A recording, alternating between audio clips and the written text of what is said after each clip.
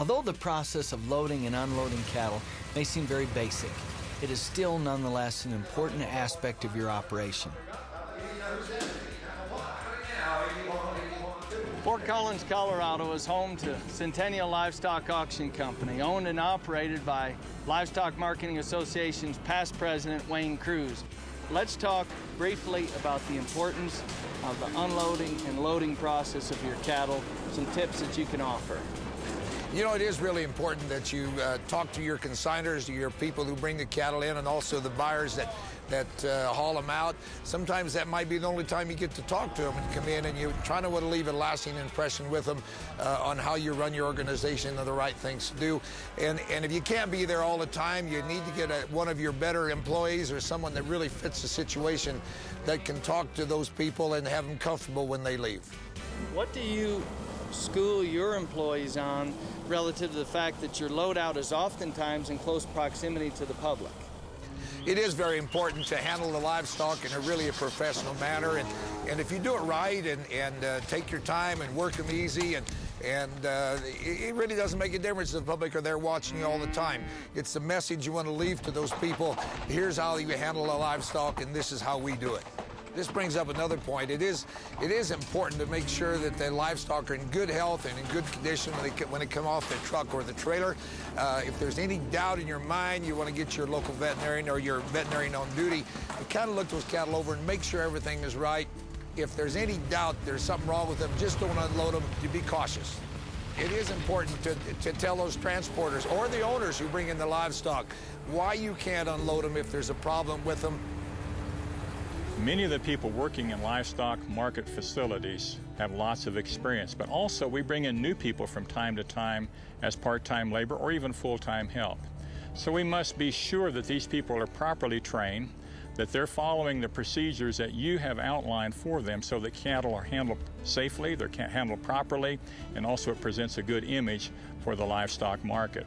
If we just ask people to go out and gather cattle, push them into the ring, or sort cattle without any guidance at all, it's not fair to those who sell the cattle, it's not fair to those who buy it, nor is it fair to the cattle themselves. And in addition, that person may think they're doing a good job when in fact they're doing the best that they know how to do, but with additional training, they'll be a better employee for you.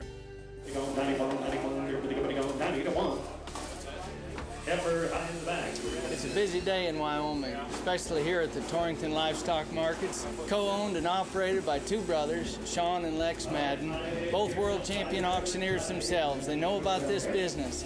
We're going to have a chance to speak with Sean a little bit about some issues related to their business and how it might help other markets across the country.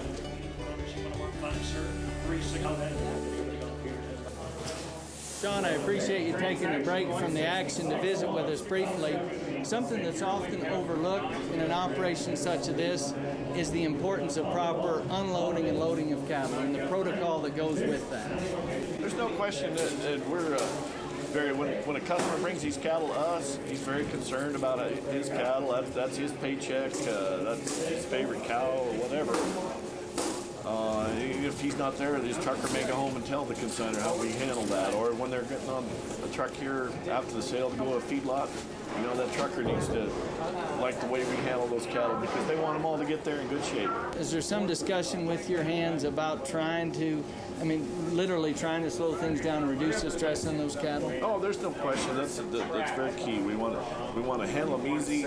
We don't want to do a lot of jamming in the corners, throwing gates on them. We want to make sure that when we get ready to move cattle, that we let those cattle time to know that they have a place to go.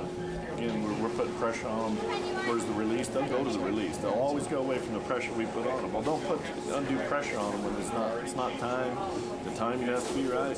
They have to have a release, a place to go. Sean's comments on stress were very clear. The loading and unloading process is naturally prone to stress, but all avenues should be taken to reduce it. Stress only leads to problems, from cattle health to beef quality, and certainly can have an economic impact as well. The message is clear enough. The process of loading and unloading cattle shouldn't be taken lightly, and as with many other tasks at auction markets, can always be improved on when you follow expert counsel. For more good advice, we've traveled to Hopkinsville, Kentucky to learn from Dell King, the hands-on owner of King Livestock Company. With over 40 years in the order buying business, it's safe to say Dell has probably handled as many cattle as anyone in the Southeast. In addition, Dell serves as a member of the National Beef Quality Assurance Advisory Board. The first thing that we think about when we get ready to load a load of cattle is how much weight are we going to put on the truck. For example, we would normally probably try to load 49,000 pounds. If we had 700-pound cattle, obviously 70 heads going to be our load. A good many times when we get ready to start loading, the driver asks, do you want to cut the cattle? What he's referring to are the center cuts in the top and the bottom, where we have a gate across the center of those cuts. And for example, if we're loading 26 cattle in the top and bottom cuts, we like to load those cattle 13, cross the gate, 13 behind. The reason for that is they load easier, number one. Number two, they don't shift as much in those smaller cuts. You've got 13 cattle shifting instead of 26 shifting. And we have less stress, and the cattle arrive in a much better condition at their destination. Another rule of thumb when we begin to load a load of cattle, we insist as quiet as possible. We like the engine of the tractor to be turned off. We don't want people hooping and hollering, screaming around the cattle. That just tends to make the cattle more excitable, harder to load and harder to handle. Also, if you load the cattle quietly and they load easier, they're going to travel better and make their destination with less stress because they're not going to be as nervous on the truck. Now let me show you a few things in the truck. The condition of this floor is very important, because when we put cattle on here, we don't want them slipping and sliding, spreading out during delivery. They need to have good footage so they'll get to where they're going in good shape. One real important factor in the whole process is good communication with the driver.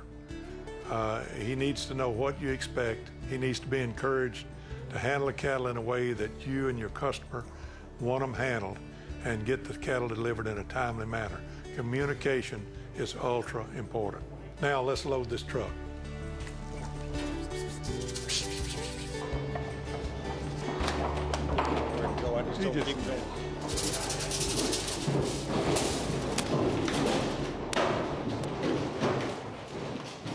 Now let's take a look at the tools we use when we're loading and unloading cattle.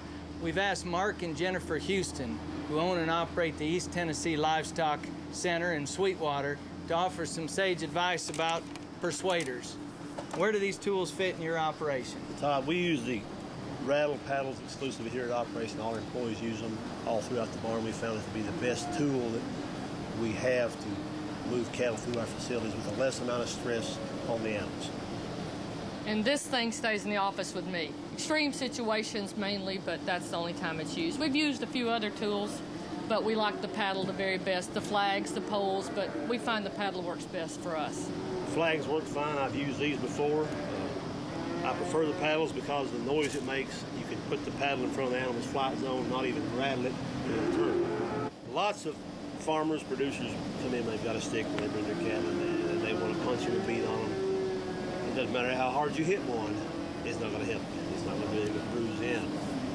Spent some time in your facility the last few hours, and it was obvious the care in which your help handled the cattle, and all I saw were the paddles being used. We use those exclusively, and like I say, it's probably the best livestock handling tool I've